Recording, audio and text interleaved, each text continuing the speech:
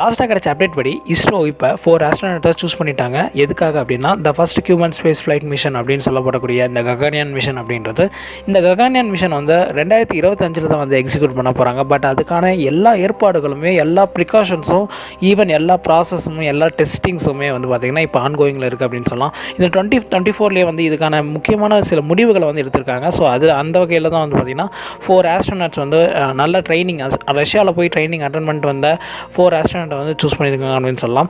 So இந்த announcement வந்ததுக்கப்புறமே வரிசையாக வந்து அடுத்தடுத்த ஷெட்யூல்ஸை வந்து அவங்க ரிலீஸ் பண்ணியிருக்காங்க. ஸோ அதில் ஒரு முக்கியமான விஷயம் என்ன அப்படின்னா, அன்மேனடு மிஷன் அப்படின்ற ஒரு விஷயத்தை முன்னாடி எக்ஸிக்யூட் பண்ண போகிறாங்க ககன்யானுக்கு முன்னாடி. இதுக்கான யாரை நம்ம வந்து டெஸ்டிங்காக பார்க்க போகிறோம், அனுப்ப போகிறோம் அப்படின்னு கேட்டிங்கன்னா, ஹியூமனாய்ட் ஸ்பேஸ் கிராஃப்ட் அப்படின்னு ஸ்பேஸ் ரோபோட் அப்படின்றக்கூடிய வியோமா மித்ரா அப்படின்ற ஒரு விஷயம் தான்.